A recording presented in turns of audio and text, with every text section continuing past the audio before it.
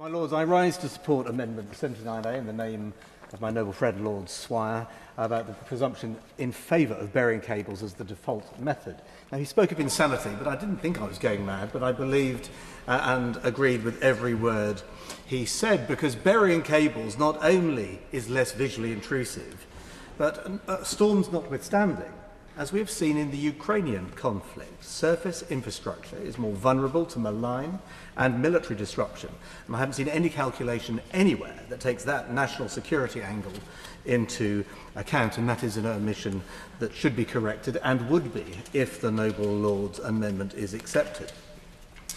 Now, my friends, I do not stand entirely shoulder to shoulder with those who accept that the construction of pylons in any circumstance. I'm not the Luddite who is in denial about the difficulties of strengthening and hardening the grid. We all need to be realistic about what it takes for the lights to come on when you flick that switch, powered by fluctuating renewables on one hand and new demands from electrical vehicles on the other.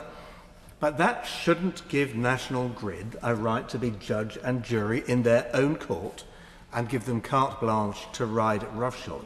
Because my interest in this amendment has been piqued, because I have experienced at first hand the process undertaken by National Grid when they seek to promote a new pylon power line, in this case from Norwich to Tilbury, to transport electricity from the wind farms off the Norfolk coast down to the smoke.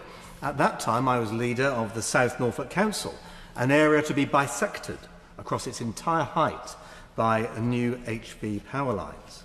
And what I experienced it was an institutional arrogance from National Grid and their agents.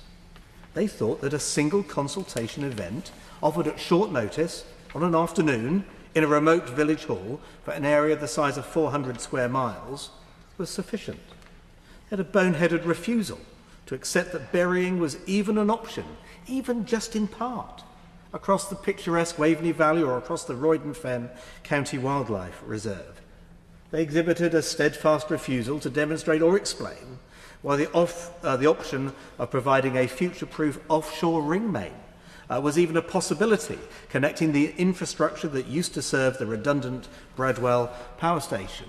And of course, these suggestions that offshore was impractical was wholly disproven by the offshore link that is currently proposed from Sizewell to the Richborough marshes. And here I am standing next to Lord Mackinlay of Richborough, and I expect him to intervene in a moment to say how wonderful that part of the world is and how it should not be despoiled.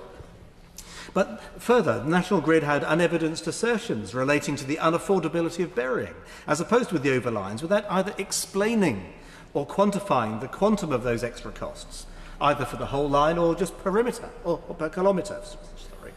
And there was a failure to consider parallel running to the existing pylon line to minimise visual impacts, with the result that the wonderful and historic market town of Diss is now proposed to be fenced in on all four sides by huge steel pylons to an unacceptable degree. This lack of understanding, further, that the mooted community compensation schemes for overhead lines, but not for buried cables, might undermine the business case for pylons, now turns out to be the case, because it now stands as part of Clause 26 of this bill.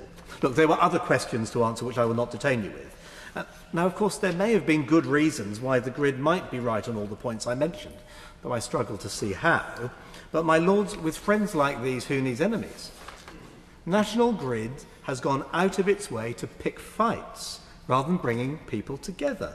As a council leader, I met with officials, with National Grid, and put the points privately, and to try to have a forum whereby they might get together. And I might have a neutral forum in which they could make an improved case for their proposals to build consensus. But that olive branch was spurned. So is it now little wonder there's widespread resistance to new pylon routes? Opposition has been carelessly and recklessly whipped up by a ham-fisted approach from the people who need all the friends they can get. My lords, I like this amendment in the name of my noble friend Lord Swire, because it sets the default expectation that new lines will be buried. Of course, that doesn't mean that they must be buried, but for the operator to go above ground as the preferred option, he will need to make the evidential case and have that case scrutinised, and to build friendships, not enemies.